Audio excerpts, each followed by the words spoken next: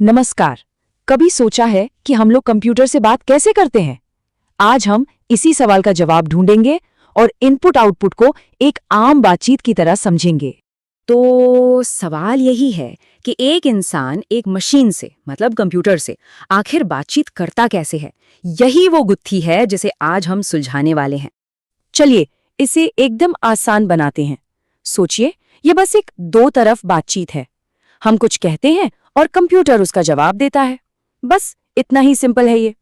तो चलिए इस बातचीत के पहले हिस्से से शुरू करते हैं, जिसे हम कहते हैं इनपुट। ये वो तरीका है जिससे हम कंप्यूटर को अपनी बात बताते हैं। तो फिर ये इनपुट असल में है क्या? सीधे शब्दों में कहें तो ये कोई भी जानकारी है जो हम कंप्यूटर को देते हैं। एक तरह से ये हमारे दिए हुए निर्देश या कमांड्स हैं। और पता है, हम इन चीजों का इस्तेमाल रोज करते हैं। कीबोर्ड पर कुछ टाइप करना, माउस से कहीं क्लिक करना या माइक्रोफोन में बोलना, ये सब कंप्यूटर को इनपुट देने के ही तरीके हैं।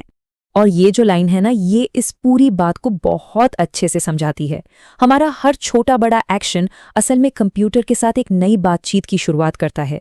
हम एक सवाल पूछते हैं और कंप्यूटर हमारी बात सुनने के लिए तैयार हो जाता है। चलिए अब कहानी के दूसरे हिस्से पर चलते हैं। हमने अपनी बात कह दी, अब जवाब देने की बारी कंप्यूटर की है और इसी जवाब को हम कहते हैं आउटपुट।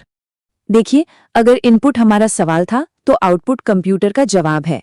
ये वो जानकारी है जिसे कंप्यूटर ने प्रोसेस किया और हमें नतीजे के तौर पर दिखाया। ये उस बातचीत का दूसरा बहुत जरूरी हिस्सा है। और ये नतीजे हम तक पहुंचते कैसे हैं? मॉनिटर की स्क्रीन पर दिखते हैं, स्पीकर से सुनाई देते हैं या फिर प्रिंटर से कागज पर छपकर बाहर आते हैं। ये सभी डिवाइस आउटपुट डिवाइस हैं जो कंप्यूटर का जवाब हम तक लाती हैं। तो इसको ऐसे देखिए, एक तरफ है इनपुट यानी हमारा एक्शन और दूसरी तरफ है आउटपुट यानी कंप्यूटर का रिएक्शन।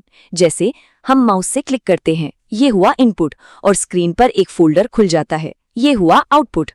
ठीक है, तो अब जब इनपुट और आउटपुट दोनों बातें साफ हैं तो देखते हैं कि ये पूरा सर्कल, ये पूरा चक्र असल में काम कैसे करता है, एक सवाल पूछने से लेकर उसका जवाब मिलने तक।